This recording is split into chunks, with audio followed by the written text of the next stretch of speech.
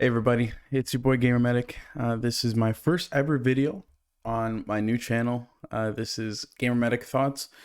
This channel is dedicated to just me sharing my thoughts on various different things that are going on, things that I just find interesting. And yeah, let's just talk about the Seth the Programmer and Clyde whole situation. I want to take a different take on it. I'm not gonna give my thoughts on them as people or them as what they've done per se. More so kind of taking a macro view on it. And, maybe we can learn a thing or two from this whole situation in general. So just as a little disclaimer, I'm not a part of the power scaling community. I don't know much, if anything, about it. I'm not gonna lie to you guys.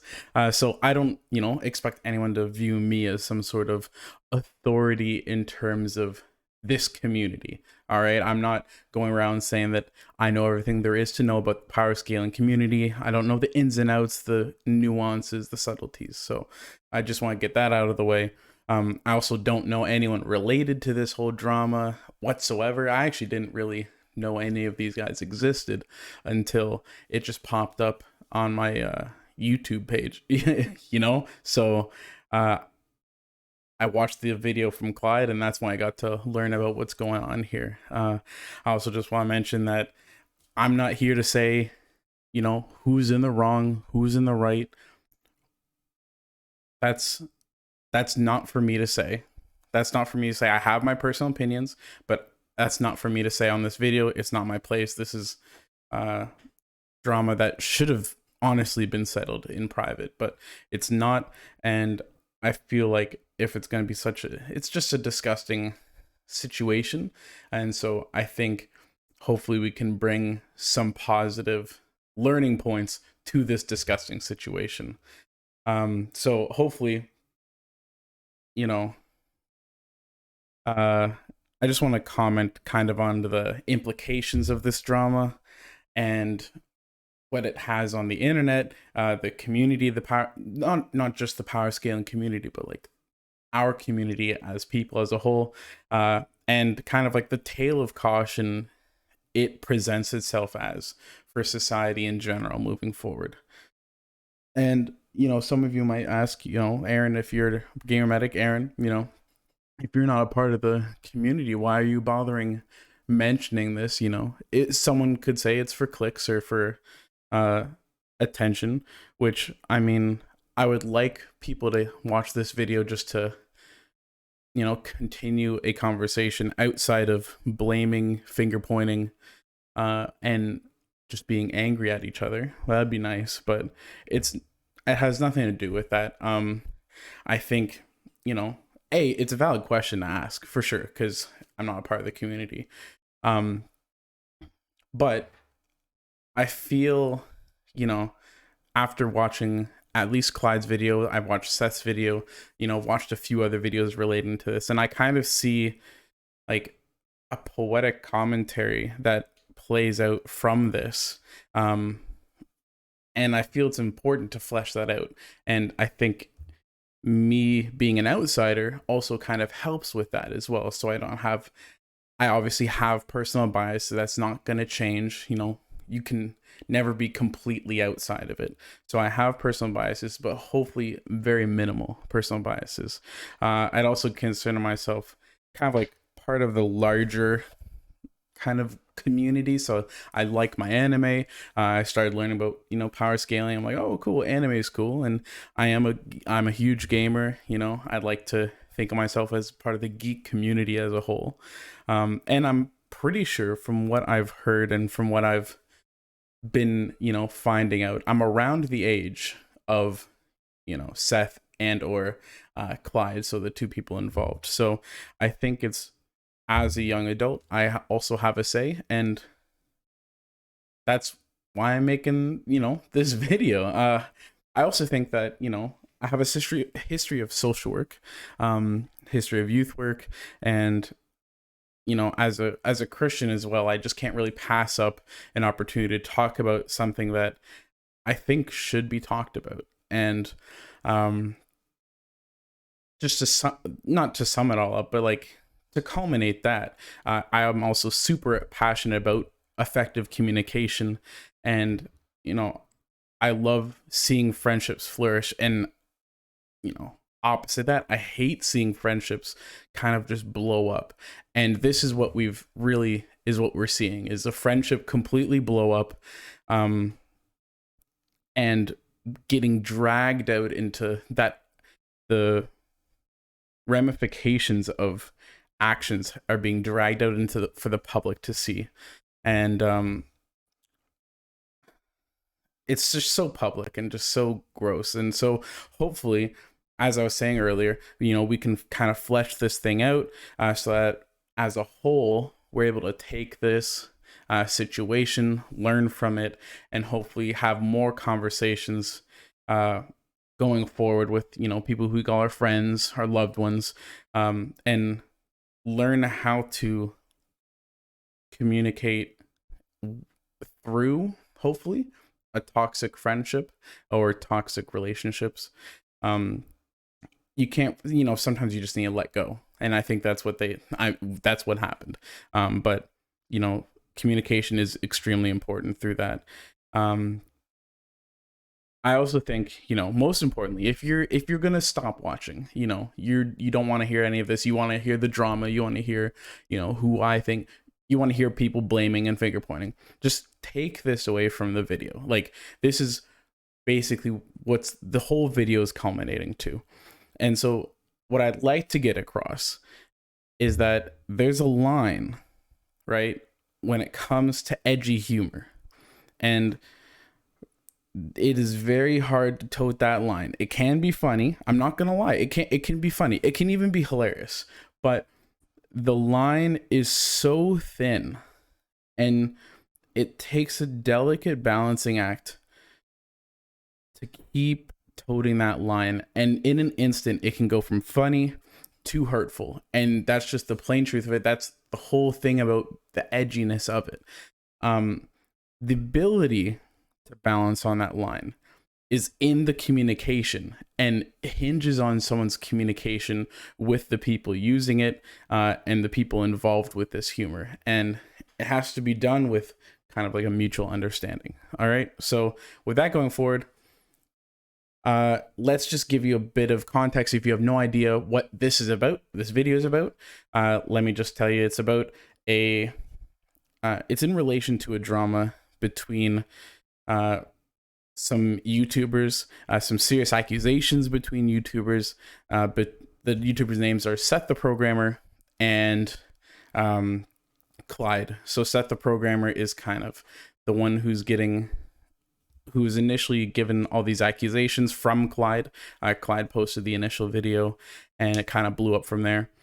And there's also, you know, a few other people involved, but not so much the forefront, kind of, if you, so to speak, not the forefront.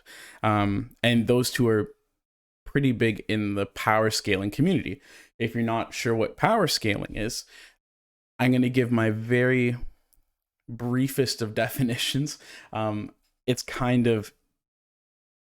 a very niche interest, and I will say that they have a very dedicated fan base, which I can respect for sure. And kind of to put it in layman's terms, it's basically determining and comparing characters' abilities and powers.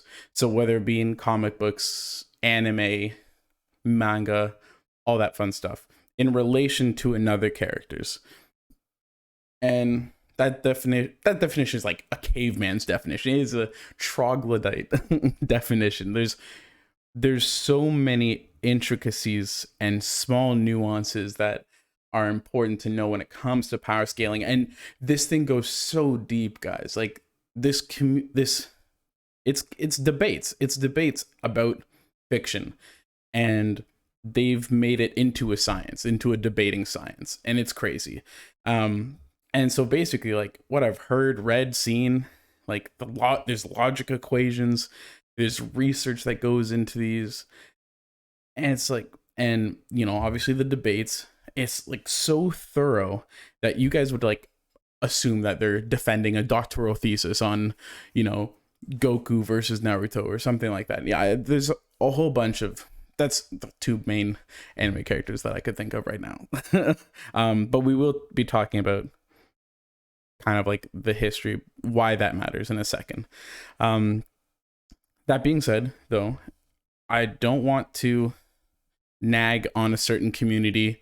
Like, their hobbies are their hobbies, okay? Let's first off, people can get really passionate, and it can affect passionate about their hobbies and can affect their relationships. It's the same for people who can get really caught up with football and support a team, and they can get mad at another. Like, friendships can get strained from these hobbies, and it's not exactly what we're seeing here, but I just want to say that and just acknowledge that, yes, this is a very niche hobby, but these people are very good at what they do, and they're very interested in what they do, and I respect it. All right, I just want to say that right off the bat.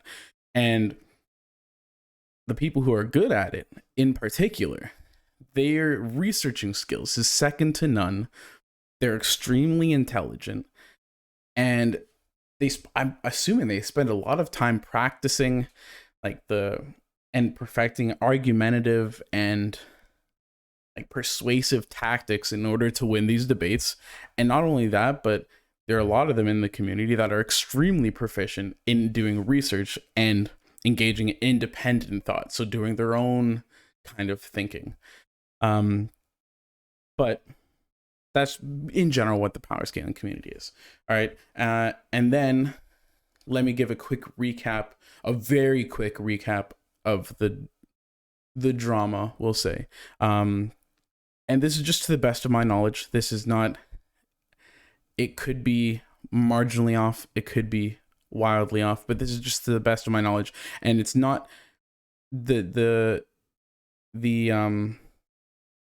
details is not important to what this video is about, okay? But basically, from watching Seth's videos, Clyde videos, Noodles, and Swag, this is what I've gathered. Basically, the duo of YouTubers being Seth and Clyde, along with an animator named Omar, they plan to create a collab video project, which is Ichigo, who is from Bleach, versus Naruto.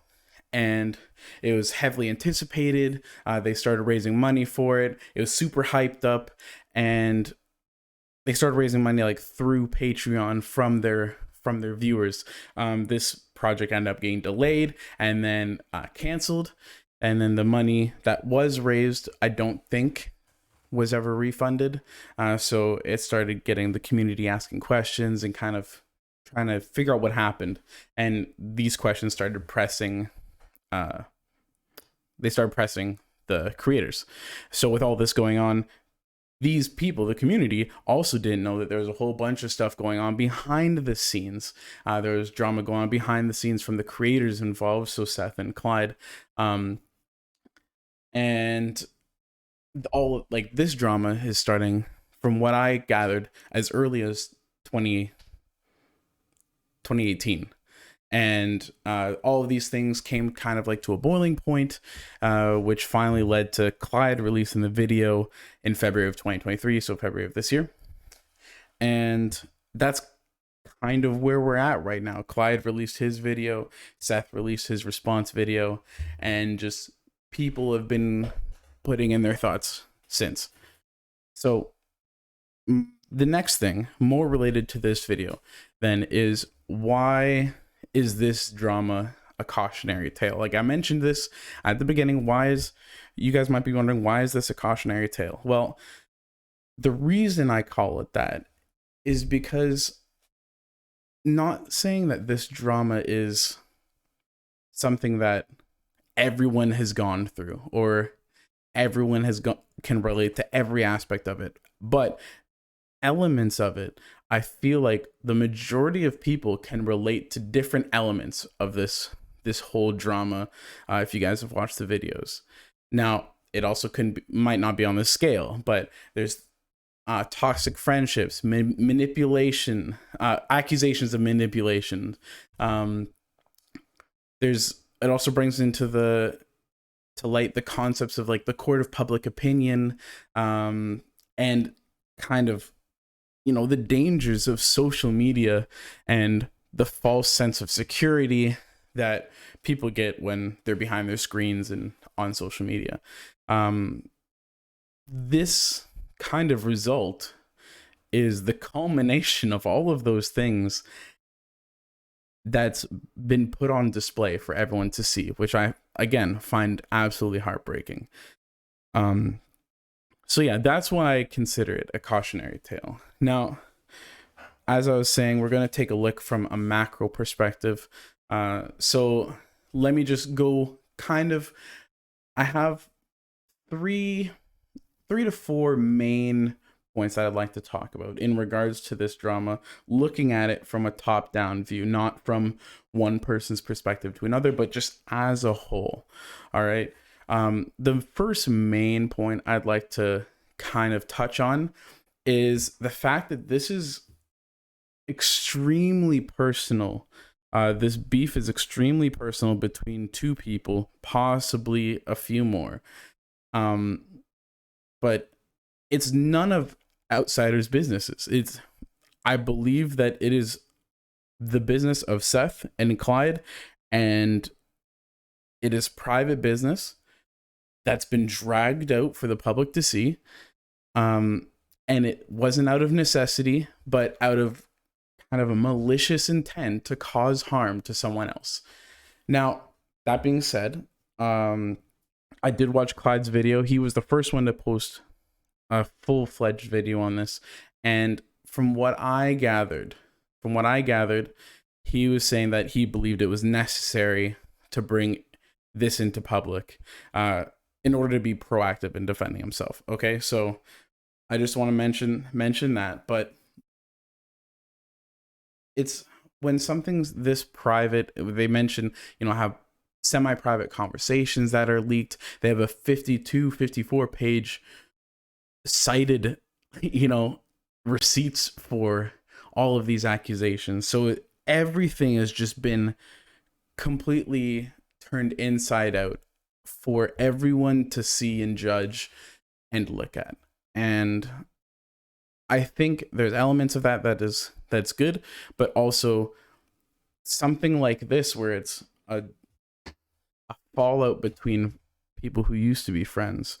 Now, maybe they shouldn't have been friends to begin with. There's reasons to believe that this friendship was a very toxic one, and maybe it wasn't a friendship to begin with. It was kind of just like a manipulation business deal. Okay, but that's beside the point. It's private business that's been brought out to public. The second point that I'd like to go a bit deeper on is, Clyde has, I'm gonna call it a friendship, because that's what both Clyde and Seth have been saying. All right, they both have called each other friends in the past. And the second point that I like to say is, looking from a outsider's perspective, is that we're gonna temporarily set aside criminal accusations, because that, of course, if you're gonna accuse someone of a criminal act, that needs to be brought to the police. Okay, but personal beefs, such as the ones that they had about not giving credit to people, using people, that stuff should have been dealt with and handled privately. But instead, it's just blown up. And I also believe at a point, there was an inability to handle this situation on a one-to-one basis, just due to people them blocking each other, deleting each other off of social media.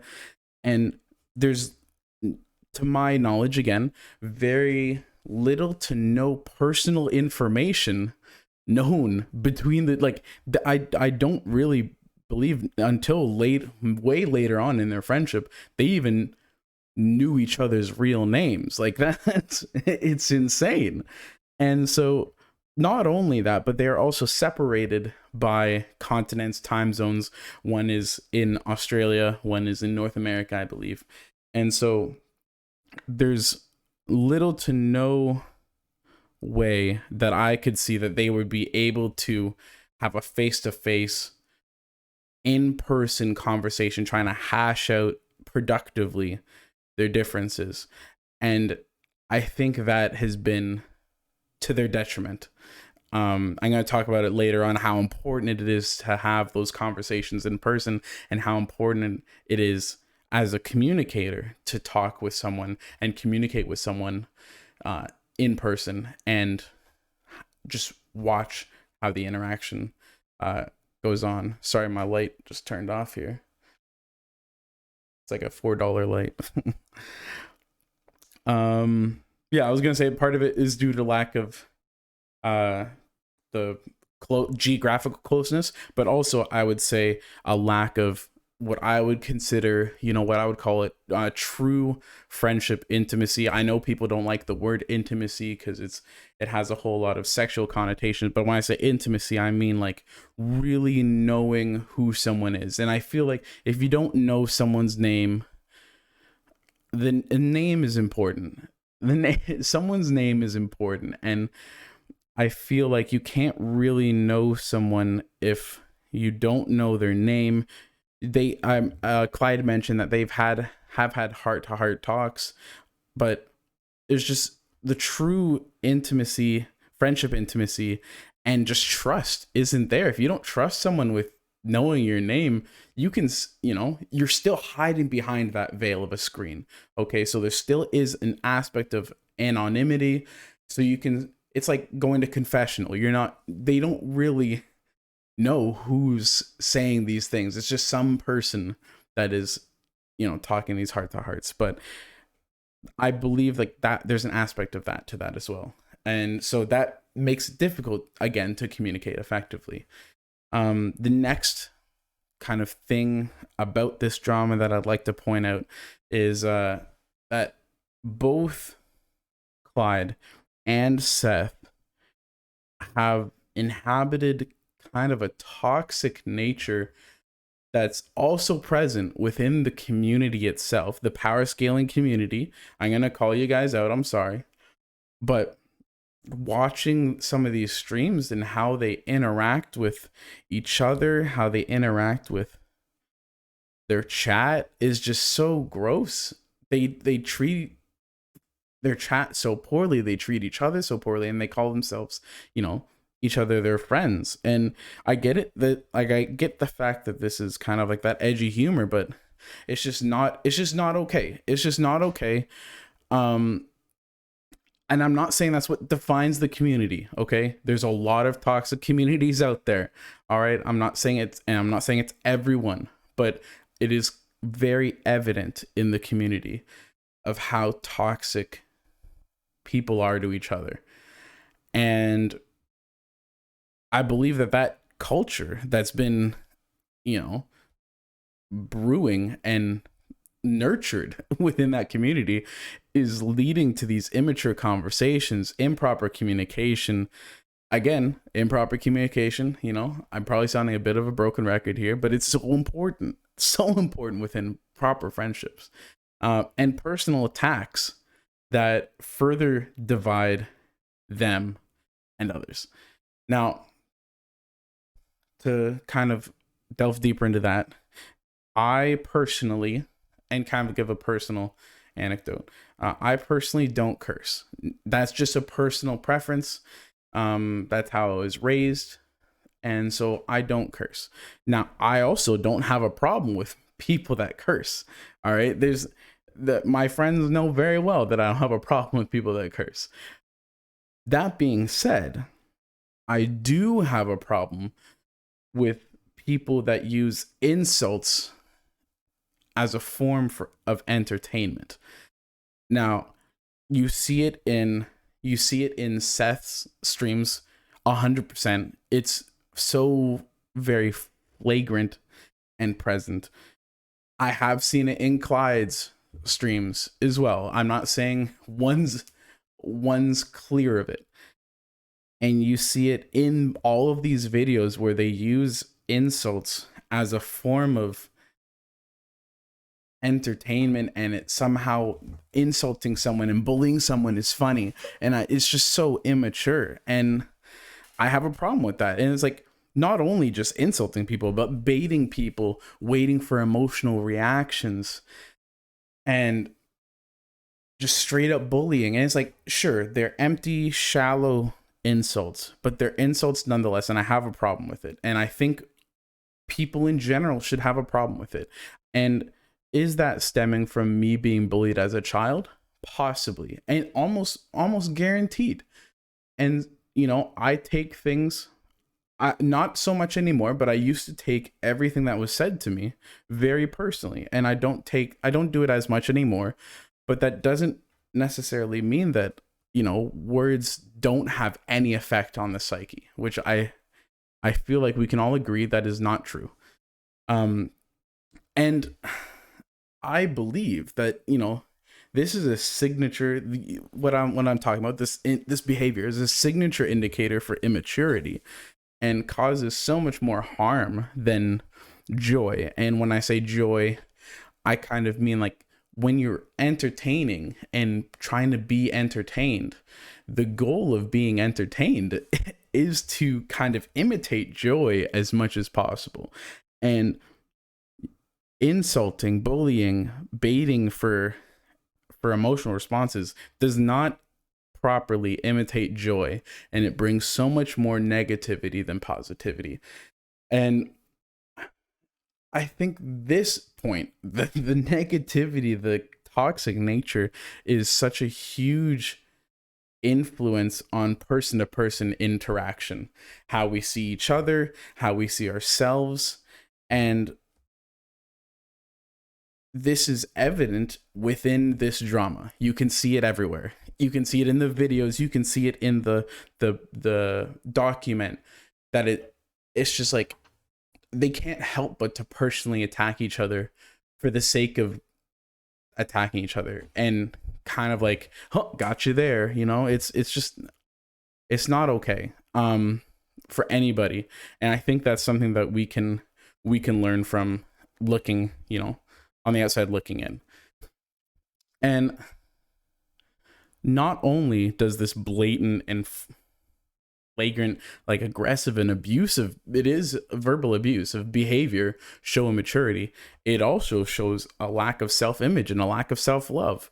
And unfortunately, like, again, it's terrible that they came to a point where they both felt like they had to share such personal and painful experiences that they've had to go through. But both Seth and Clyde, unfortunately, deal with mental illness. They deal with depression, and they deal with all of these things. And it's just, you can see a cycle of negativity within these creators' lives, and it's just so sad to see. And they've set themselves up for failure. But at the same time, the reason why I bring that up is that I think it's important to bring up the mental illness, then the mental health crises, and this aspect, not so much as an excuse for them, but it is important to have empathy towards their situations, towards their mental health, and to give us a little bit of an understanding the mindset that they're in when saying these things to others. And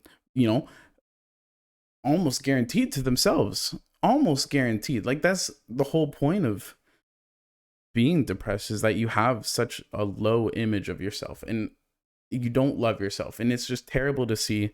And I sincerely hope that they can heal from that. And we just have to understand that this is the toxic nature of this community, of them as creators, is a multifaceted issue that stems from multiple choices and circumstances. And we have to understand that some of them are not under their control. They were not in control of some of the circumstances they grew up in, and so they are partially a product of their environment. And we have to give them, I feel like we should give them some empathy at the very least for that. Everyone should get empathy, at least understanding that everyone is at least partially a product of their environment. Now, lastly, as I mentioned, the whole edgy humor thing, this is the other thing that I think we should touch on in terms of this whole drama, because edgy humor got Seth in a huge amount of trouble, especially on the Keemstar podcast, on the Keemstar stream, because they focused on the essay accusations for a minor, towards a minor. And so let's just talk about, that a little bit. I feel like the classic, like, I'm 25, so back in the high school days, like, the classic Modern Warfare 2 lobby kind of edgy humor, it's going out the door. And I feel like that's for the better. It's headed out the door, it's on its last legs, and it just doesn't look good in the public eye anymore. It used to be funny. It's just not funny anymore. It's just not funny. And it may be a select few people that still find it funny. And even for me, I would say, like, I can find edgy humor, like Modern Warfare 2 kind of like lobby humor, funny with one or two people can probably get away with it that I know, but no one else, because I know their intentions. I know who they are as people. They're just being stupid, and it's not okay. It's not okay, but I'll laugh because I know that's not their intention isn't to hurt people.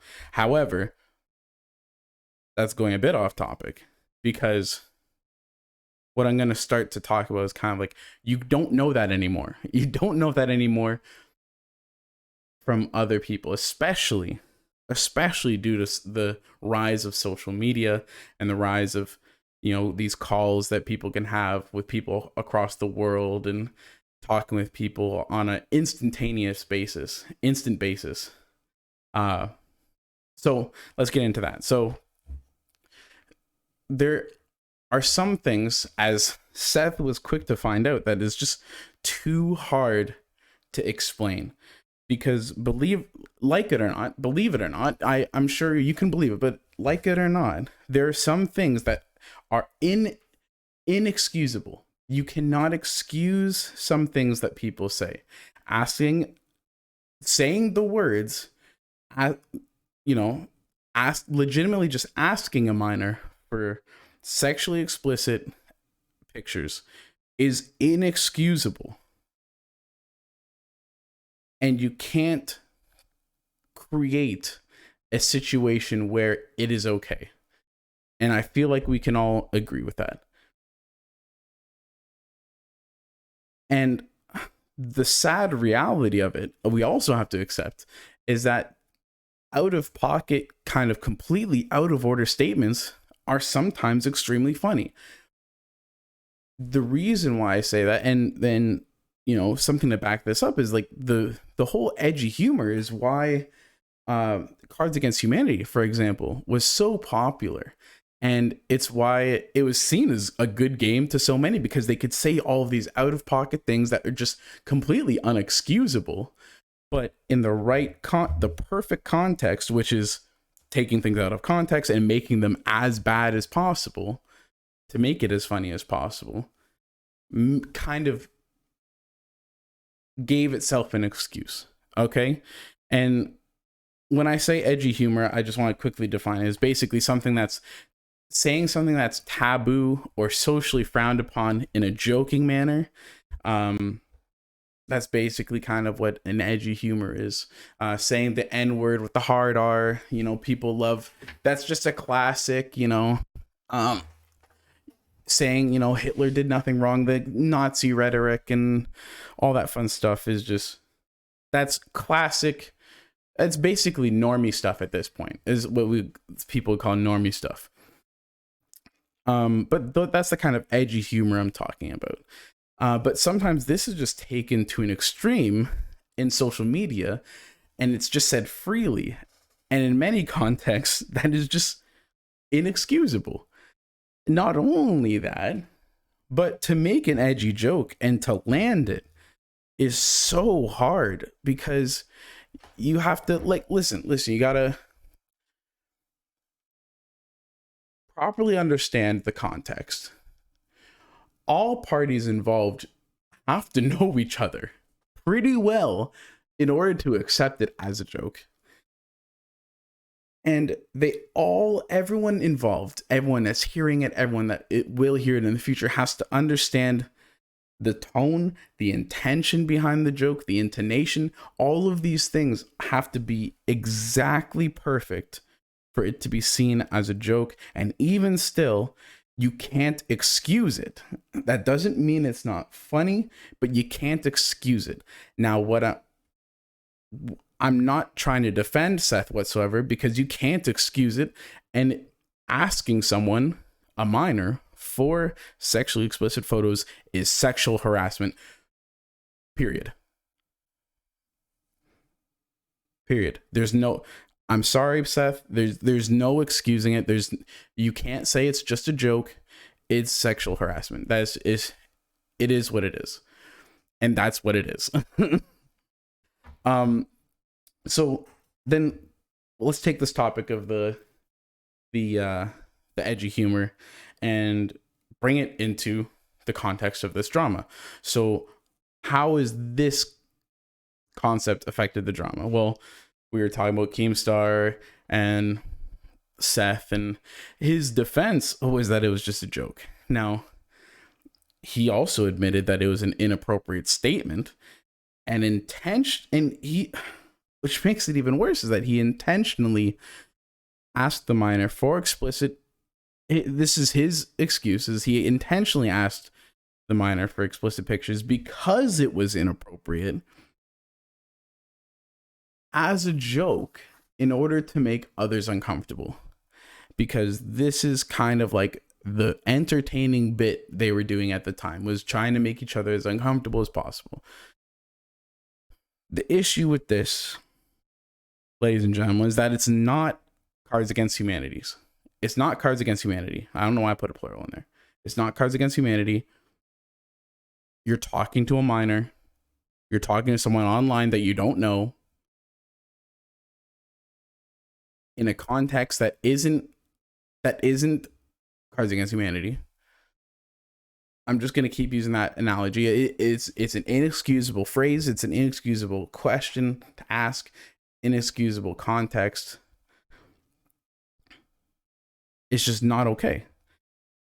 But let's take a step back even more. So what's the macro look about the drama, okay? And the edgy humor and the drama.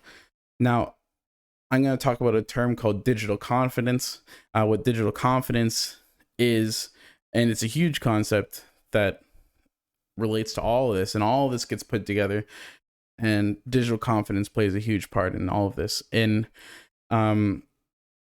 if you already know what it is, you understand, but if you don't, let me just give you another quick definition. So basically, digital confidence, is the false sense of security that someone gets while interacting with others online. Now, specifically in this case, it's social media. So if you've seen the document, it's mostly Discord. But this kind of feeling has a few sources. It could stem from the anonymity of being online, of the internet. It could be kind of like the ability for someone to control their persona online, that you can become whoever you want to be online and portray yourself as whoever you want to be online. It doesn't have to be you. Then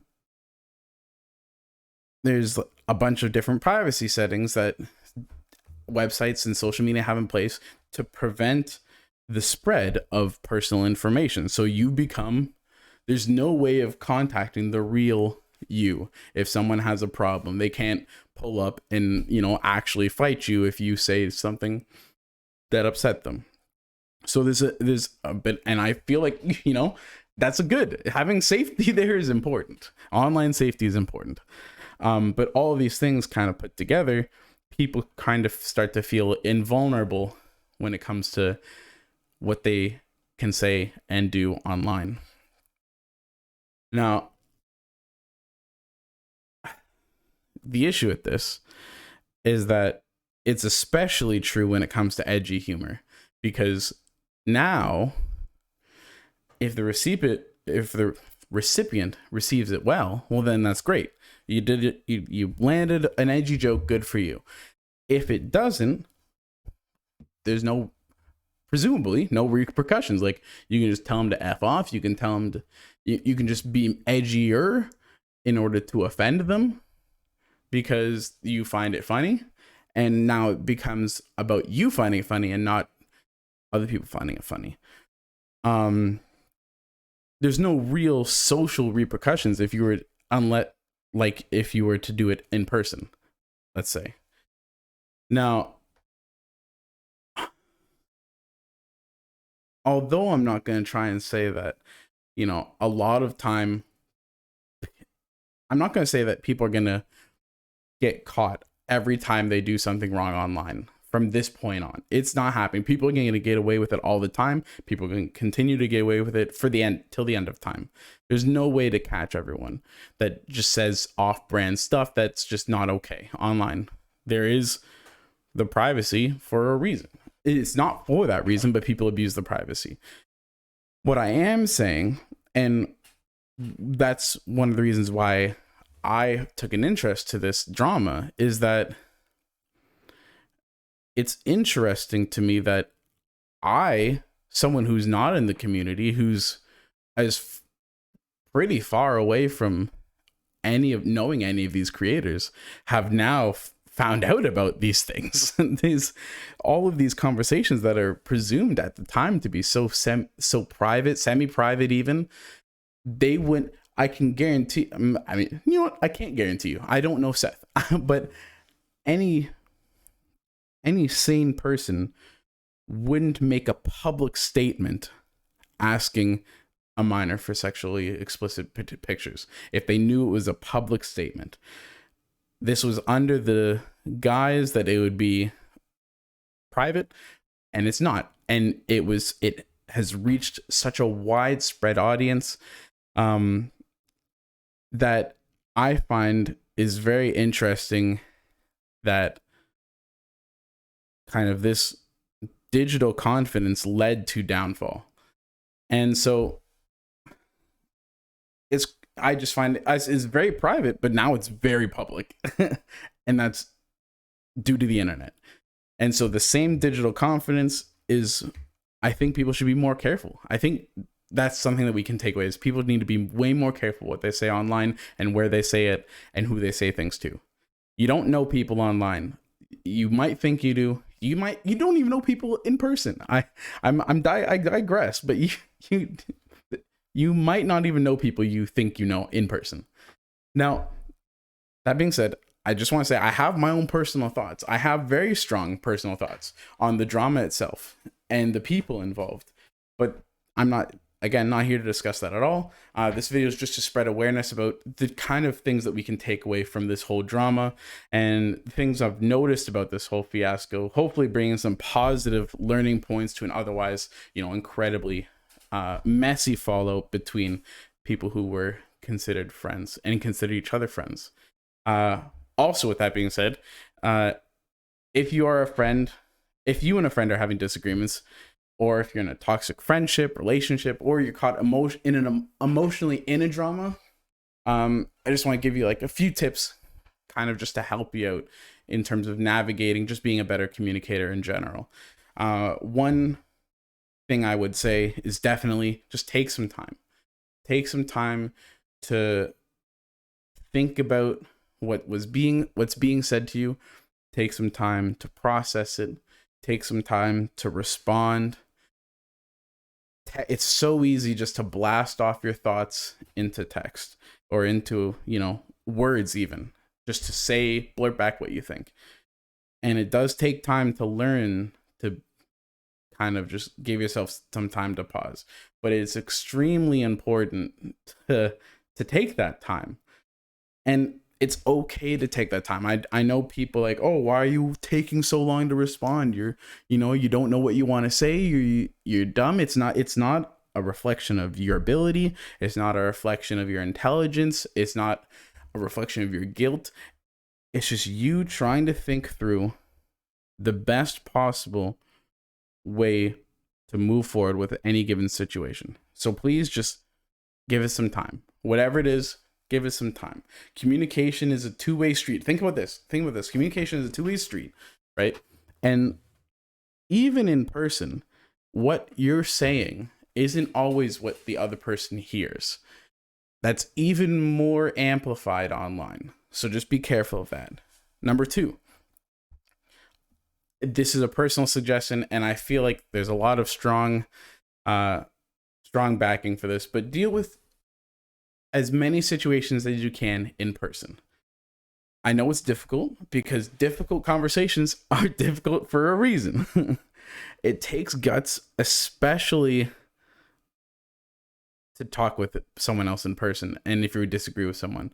And it takes maturity, and it takes emotional fortitude to be with someone, physically be with someone in person and talk out differences. But there's so many benefits to being able to having the opportunity to talk with someone and converse with someone I was gonna say online, but no, in person, right? And you just need to swallow your pride and take that step of faith. And I feel, let me just tell you some of the benefits is being able to read facial expressions. You can't read we have emojis, but there's emojis aren't a substitute for facial expressions when having a conversation. Facial expressions, physical reactions to words or phrases that we use, body language, posture are just so important when it comes to communicating, when it comes to speaking and being heard and hearing others and understanding others. You can gain so much information by what's not being said, but what's being done. You might be able to tell that I'm a bit squeamish. I'm in pain right now. My leg's in a cast. I've been moving around all this time. My butt hurts, but like, that's because you're able to see what I'm up to,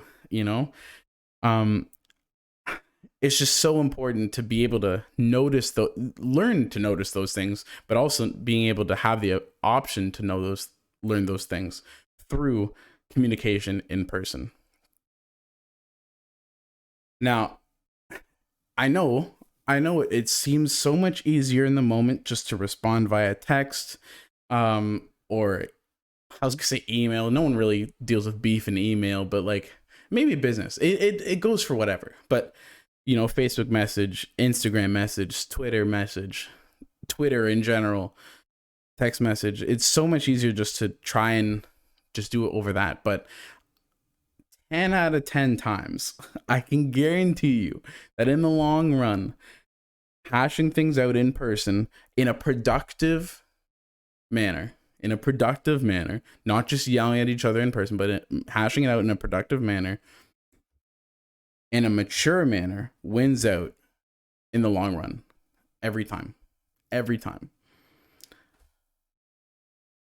Now, the last thing that I want to give you, like a nice little tip, is try your best to be the better listener. Think of it as a contest. I'm a competitive person, so think of it as a contest to see who can be the better listener. It's like killing with kindness, but it's killing with listening. Who can be the better listener? Try to be the one that understands the other person's point of view more, not in a malicious way, obviously. That's how I like to see it. And listen to understand rather than listen to respond. I'm sure the majority of you guys have heard that, but if you haven't, let me just say it again. Listen to understand instead of listening to just respond. This is something that I have a huge time with. As you can probably tell, I'm a bit of a talker. And when it comes to disagreements with people, comes to conversation with people, I like to cut them off when I have a thought that relates to what they're saying. And so many times I got what they're saying wrong because as soon as a thought popped into my head, I'm thinking of how am I going to phrase this? How am I going to this, that, and the other thing? And I've completely turned off what I'm hearing coming from them. And so being able to hear them and listen to them rather than just hear them is super important. And like I'm a prideful person. I want to be right. I'll push my way of thinking, and so it's hard to hear someone else's opinion that I believe is wrong or that I disagree with. But the other person needs to know you're truly listening, and instead of busy thinking of a response, in order to effectively communicate with them. And so if you're thinking of a response while they're talking, you're not really gonna hear what they're saying. And to put that into practice, let's say, is after they say their piece, try repeating or summarizing what they're trying to say. So blah blah blah blah blah. Okay, now I'm gonna respond with, so what I'm hearing, you're saying that you feel this way because blah blah blah blah blah. Or, so from what I'm hearing, you're saying this, right? And I'll say, you're saying this, blah, blah, blah, blah, blah, right? And so this gives you two benefits. The one benefit is that it gives you confirmation that what you heard is correct. And it gives them confirmation that you were truly listening to them.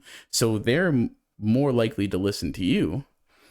And the second benefit is that if you get it wrong and there was a misunderstanding there, this is their chance to correct you. And now that misunderstanding that could have gone awry later on in the conversation is immediately squashed right then and there, and it could have been a point of contention later on. So those are some kind of tips that'll help you effectively communicate with anybody in any given situation, and hopefully these will help with just personal relationship problems and friendship problems. And it's just good things to know, and being a good communicator is important to being a good friend. And I feel like you guys want to be a good friend, and this is another step to being that good friend. That being said, though, this is an extremely sad situation. I wish nothing but the best for those affected. I wish nothing but healing for those that are hurt. And I just wish nothing but positivity for you guys and your friendships and relationships, both in person and online. Thank you guys for watching. Comment below if there's something else you'd like my thoughts on, or if you agree or disagree with something I said, just let me know. I'm more than willing to hear you guys out. If you like the video, please consider liking and subscribing. Come check me out on Twitch. I am more focused on Twitch streaming than I am creating YouTube videos. But that being said, I hope to see you in the next one. Take care.